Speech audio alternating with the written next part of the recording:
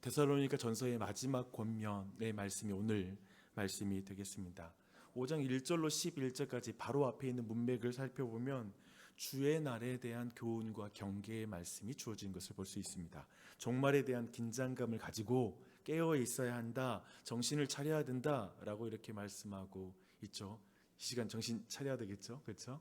이런 말씀을 주는데, 그런 의미에서 지금은 이제 말씀은 마지막 주님이 오시는 그 날을 위해서 우리가 어떠한 삶을 살아야 될 것인가에 대한 말씀이 이제 오늘 이 말씀부터 주어지는, 그러니까 종말을 준비하는 구체적인 공동체 생활의 원칙, 교회 생활의 원칙을 제시하는 게 오늘 본문의 말씀이 되겠습니다. 우리 교회가 함께 주님 오시는 날을 잘 예비해야 되겠죠. 그것에 대한 말씀인 것이죠. 그래서 첫 번째는 서로를 향한 태도, 지도자에 대한 태도, 그리고 삶의 규율과 영적 분별력에 대한 말씀이 오늘 말씀에 주어지고 있습니다. 먼저 우리가 보는 것은 12절, 형제들아 우리가 너희에게 고하노니 너희 가운데서 수고하고 주 안에서 너희를 다스리며 권하는 자들을 너희가 알고, 라고 이렇게 말하고 있습니다. 먼저 교회의 지도자들과의 관계, 특별히 목회자 포함해서 또한 직분자들과 우리 교회 또한 마을장까지 포함해서 한번 이 말씀을 생각해 보시길 바랍니다. 그리스도인들은 있잖아요, 예수님을 우리의 주인으로 믿습니다. 그렇죠? 머리 대신 예수님을 교회는 우리가 그분을 따라야 된다라고 말하고 있습니다. 근데 그 주인이신 주님께서 교회에 은사를 주시고 은사를 가진 자들을 직분자로 세우셔서 하나님께서 우리를 다스리고 있다라는 그 원리를 이해해야 됩니다. 근데 그런 의미에서 우리는 지도자를 이렇게 존경하고 또한 그들을 따르는 것은 어떤 단지 우리를 어떻게 압제하고 어떤 사람들의 권위 아래에서 지배를 당하라는 그런 의미가 아니라, 한편에 이것은 이런 것입니다. 내 자신을 나 혼자 완전하게 될 수 없다라는 걸 인정하고 그 한계를, 나를 완전히 한계를 알면서 나를 완전히 신뢰하는 것이 아니라는 거죠. 도리어 하나님의 통치하시는 방법을 신뢰하고 믿는 것, 하나님이 내 앞에 있는 사람을 하나님께서 직분자로 세우셨기 때문에, 그러하기 때문에 그를 신뢰하고 따르는 것, 그것을 인정하는 것입니다. 그들이 항상 옳다라는 그런 의미는 아닙니다. 그것은 그것대로 복음으로 우리가 대응하는 방법이 있어요. 근데 중요한 건 하나님께서 모든 권위를 세우셨은 것을 인정하고 그것을 믿음으로 받아들이는 것이 중요하다는 것입니다. 이렇게 말하고 13절, 그들의 역사로 말미암아 사랑 안에서 가장 귀히 여기며 너희끼리 화목하라, 라고 이렇게 말하고 있습니다. 먼저는 귀히 여기라 라는 말도 와닿지만 더 주목하고 싶은 건 화목하라는 말을 좀 더 우리 한번 주목했으면 좋겠습니다. 사실 이 말은 뭐냐면 두 가지가 있죠. 귀히 여기지 않을 가능성도 높고, 또 한편에 화목하지 못할 가능성도 있다라는 걸 전제하는 것입니다. 그런 의미에서 교회 안에서 우리가 리더 혹은 지도자들과의 관계 안에 불화가 있을 때에도 너무 당황하지는 않으셨으면 좋겠습니다. 그런 일이 있을 수 있는 거죠. 항상 그걸 전제하고 있습니다. 목회자와 성도는 불화하기 쉽습니다. 목회자가 어떤 의미에서는 비방받을 죄인이기 때문에 그렇습니다. 연약함을 가지고 있는 존재이기 때문에 그렇습니다. 그런데 그 가운데도 우리가 기억할 건 뭐냐면 따르는 자도 죄인입니다. 나도 죄인이고 불완전한 존재라는 걸 같이 인정해야 됩니다. 그렇다면 서로 귀히 여기면서 한편에 우리 안에 너희끼리 화목하려고 하는 마음, 화목에 힘쓰는 마음을 가져야 된다. 그게 마지막 종말을 예비할 때 공동체 생활에 아주 중요한 원칙이 되어야 된다라는 걸 말씀하고 있습니다. 그래서 우리는 하나님의 가르침 따라서 화목하기를 힘써야 되는 줄 믿습니다. 근데 여기서 여러분 꼭 기억할 게 뭐냐면 사탄이 여기에서 일 되게 많이 합니다. 지금 종말론적 배경이라고 했죠. 이게 굉장히 지금 깔려 있는 거예요. 마지막 날에 사탄이 우리 안에 사랑이 식어지게 하면서 그 가운데 너무나 많은 불화와 서로를 귀히 여기지 않는 일이 교회 안에 벌어질 것이다라는 전제이기 때문에 이것을 우리 안에 마음에 견고하게 새겨야 되겠습니다. 근데 여기까지 지도자에 대한 말씀이었어요. 이제 서로를 향한 태도를 함께 보도록 하겠습니다. 14절입니다. 또 형제들아 너희를 권면하노니 게으른 자들을 권계하며 마음이 약한 자들을 격려하고 힘이 없는 자들을 붙들어주며 모든 사람에게 오래 참으라, 라고 이렇게 말하고 있습니다. 사실 데살로니가 교회가 종말론에 대한 오해, 그러니까 과잉 종말론이었어요. 당장에 지금 예수님 곧 오신다는 생각 가운데 일을 안 하는 사람도 있었어요. 뭐 굳이 사회생활이 필요하나, 곧 있으면 예수님 오실 텐데. 그런 상황, 그러니까 약간은 되게 하나님에 대한 오해를 하는 가운데 어떤 의미에서 악한 면이 있죠. 그 가운데 하나님에 대한 이 종말에 대한 오해 가운데 일을 하지 않는 게으른 존재들이 교회 안에 있었다라는 것을 볼 수가 있습니다. 근데 그들을 가만히 두는 게 아니라 권면해야 된다는 거예요. 여러분, 교회 안에 누군가가 약함 가운데 하나님의 오해 가운데 영적으로 게으른 상태가 되는 것, 즉 하나님이 그 사람의 달란트를 다 줬거든요. 그러니까 성경에 보면 달란트를 다 줬는데 한 달란트 맡은 자가 땅에다 파 묻어버리잖아요. 근데 그 땅에다가 파 묻을 때 뭐라고 말하는 줄 아세요? 악하고 게으른 자라고 불러요. 즉 뭐냐면 하나님에 대한 오해가 있어요. 그 사람한테. 여기 말하는 종말에 대한 오해를 갖잖아요. 말씀에 대한 오해를 가지니까 게을러지는 거예요. 그 말씀을 하죠. 우리 모두에게 달란트를 줬다는 거예요. 그런 의미에서 교회 안에서 어떤 사람이 하나님의 은사를 가지고 있고 하나님 주는 선물이 있는데 가만히 있어, 땅에 파묻고 있어, 그럼 가서 권면하는 거예요. 그러면 안 된다고, 말씀의 앞에 다시 서야 된다는 걸 서로 막 이야기를 해줘야 된다는 거예요. 그것을 그냥 단지 막 권면만 하면 사랑이 없다고 느낄 거예요. 말씀을 잘 보면 뭐냐면 서로 힘이 없는 자를 붙들어주며 그 옆에서 오래 참아주는 거. 그렇게 함께 사랑으로 권면하면서 교회가 좀 온전해지고 마지막 날을 예비할 수 있다라는 것이죠. 여러분, 서로를 붙들어주며 오래 참아주십시오. 그리고 서로에게 간섭 좀 하십시오. 이 간섭이라는 게 당신 나쁜 의미의 오지랖이 아니라 그가 정말 말씀 안에서 멀어져 있고, 그리고 그가 하나님이 주신 은사를 가지고 있지만은 게으르게 있다면, 그냥 그렇게 멈춰버렸다면, 교회 밖에 있다면 그러지 말라고 부지런히 함께하는 것이 바로 종말을 우리가 준비하는 신자의 삶인 줄 믿습니다. 15절입니다. 삼가 누가 누구에게든지 악으로 악을 갚지 말게 하고 서로 대하든지 모든 사람을 대하든지 항상 선을 따르라 라고 말하고 있습니다. 흥미롭죠. 왜 이때 이 말을 하는가라는 것이죠. 이런 거예요. 방금 전과 같이 어떤 목회자와 지도자들과의 관계를 화목하려고 힘쓰고 귀히 여기려고 힘쓰고, 또 한편에 좀 신자들끼리에도 연약함을 붙들고 그리고 함께 견뎌주면서 인내하면서 그 사람의 삶에 이렇게 어떤 의미에서 간섭을 하면서 뛰어들어서 그 지체를 바로 세우려고 하는 삶을 살면 그 당사자가 제대로 알아줄까라는 질문을 한번 해볼 필요가 있어요.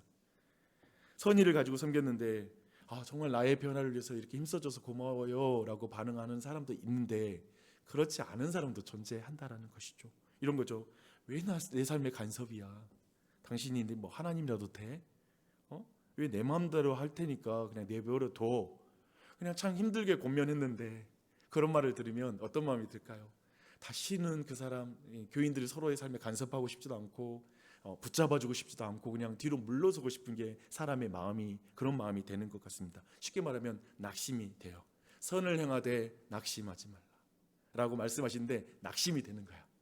근데 그러나 사도 바울은 아마도 이런 상황을 너무 많이 경험한 것 같아요. 우리보다 아마도 사도 바울이 이런 일을 더 많이 경험했으면 경험했겠죠. 근데 그런 사도가 말하는 건 하나님을 생각하면서 선을 행하기를 멈추지 말아라, 악을 선으로 갚아라 라고 이렇게 끊임없이 낙심하지 말고 그 일을 행할 것을 이렇게 권면하고 있습니다. 교회 생활 잘 알죠? 여러분이 너무나 쉽게 낙심할 수 있다는 것, 낙심하지 마십시오. 낙심하지 마십시오. 마귀의 공격에 당하지 마십시오.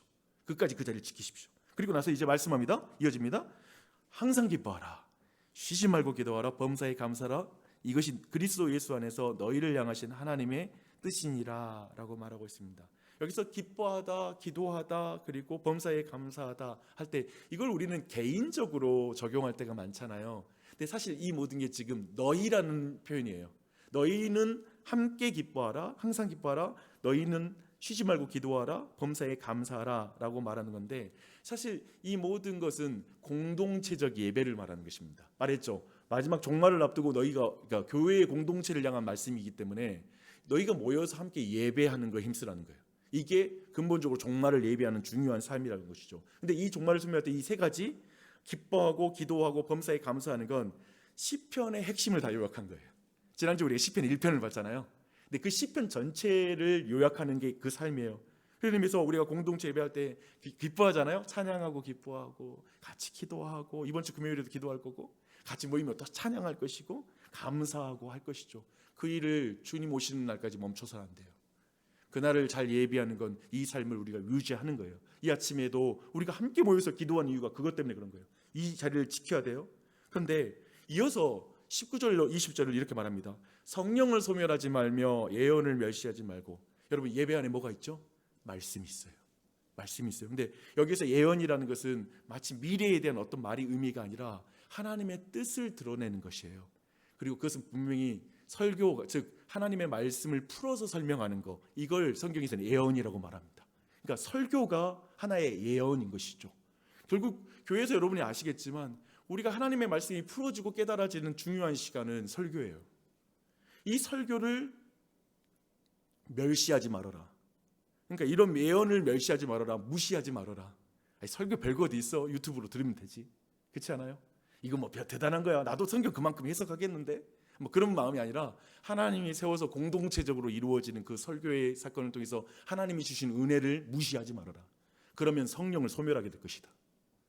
굉장히 성령님께서는 말씀을 통해 역사하시거든요. 설교를 통해서 역사하시거든요. 그것에 대해서 무시하지 말라고 아직 우리에게 경고하고 있습니다. 그러니까 마지막 날이 가까울수록 여러분에게 설교의 사역이 됐으면 좋겠습니다. 소중하게 여러분에게 여겨졌으면 좋겠습니다.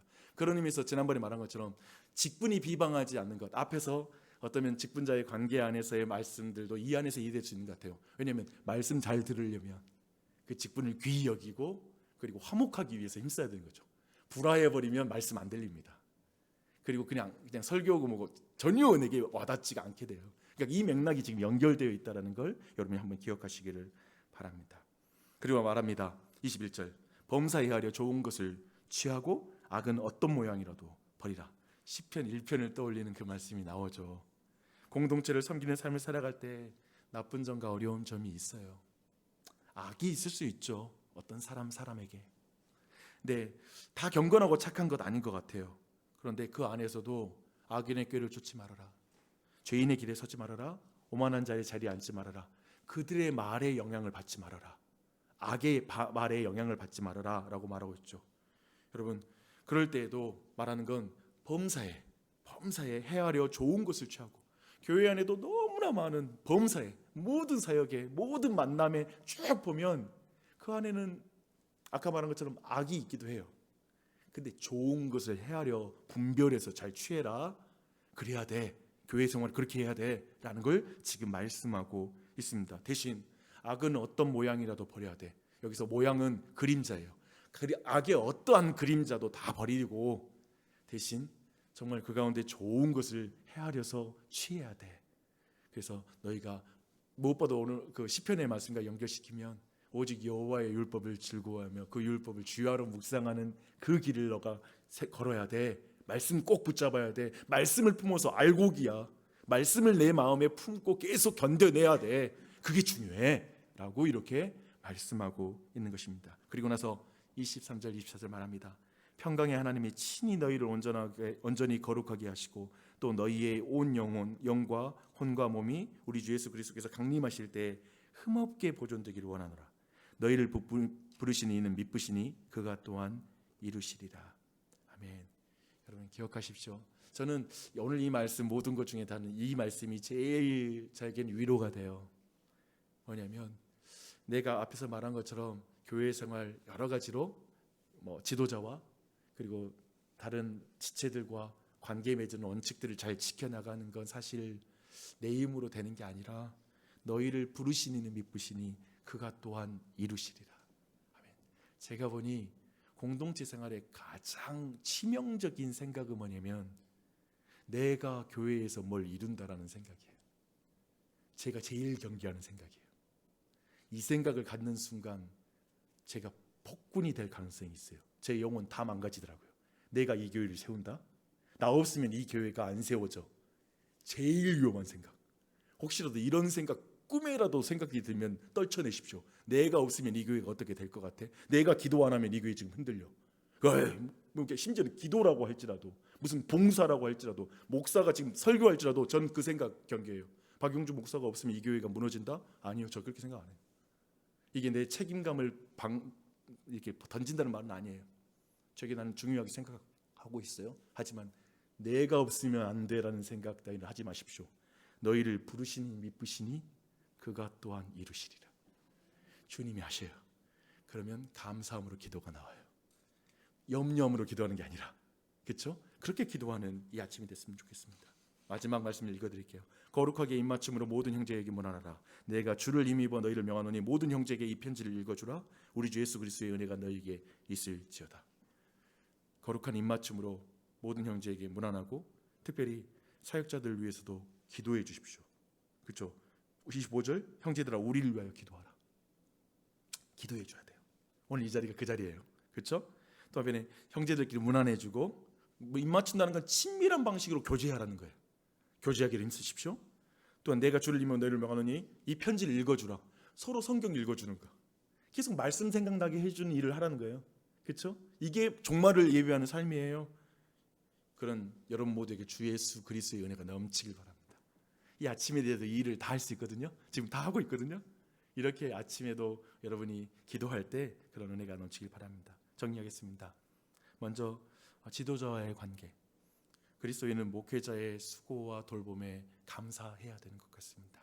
혹은 직분자들 그리고 마을장님들에게 감사를 표현했으면 좋겠어요. 알아주십시오. 굉장히 중요합니다. 그들을 먼저 기쁘게 섬기십시오. 또한 언제나 그 둘 사이에 불화할 수 있다는 걸 늘 염두에 두셔야 돼요. 사탄이 거기 안에 역사한다는 걸 느끼면서 여러분은 계속 화목하기에 힘쓰셔야 돼요. 여러분의 말과 행함에서 그것이 드러나는 은혜가 있길 바랍니다. 또한 교회 안에 연약한 자들이 많이 있습니다. 오래 참아주십시오. 그들을 변화시키기 위해서 하나님께서 쓰시는 방법들은 내가 겸손하게 다가갔으면 좋겠고요. 또 한편에 그들에게 너무 많은 걸 받으려고 하지 않았으면 좋겠어요. 그대로 이렇게 하면 나한테 이렇게 반응하겠지. 선으로 가면 선으로만 오겠지. 안 그럴 수 있어. 그렇죠? 보상 못 받을 수 있으니까 너무 그것 때문에 일희일비하지 말고 나는 주님 앞에서 선을 행한다. 그 자리를 지켜가십시오. 그리고 우리가 모였을 때 성경을 따라 예배하고 하나님 말씀 소중히 여기고 주야로 말씀을 즐거워하고 그 말씀을 기뻐하면서 우리가 그 말씀 중심의 교회로 섬으로 서로가 정말 마지막 날에 어떠한 바람이 불더라도 종말의 바람이 불 텐데 그 바람 앞에 모든 우리 안에 행위는 다 날아갑니다. 착해도 날아가고 돈 많아도 다 날아가요. 종말의 바람에. 근데 그 키질 앞에 다 끝나요. 하지만 말씀을 가진 자, 하나님의 다스림을 받은 자는 계속 하나님 나라에 들어갈 거예요. 그렇죠? 여러분 그 은혜가 넘치길 바랍니다. 하나님의 다스림을 기뻐하는 이 한 달 되시기를 축원합니다. 같이 기도할게요.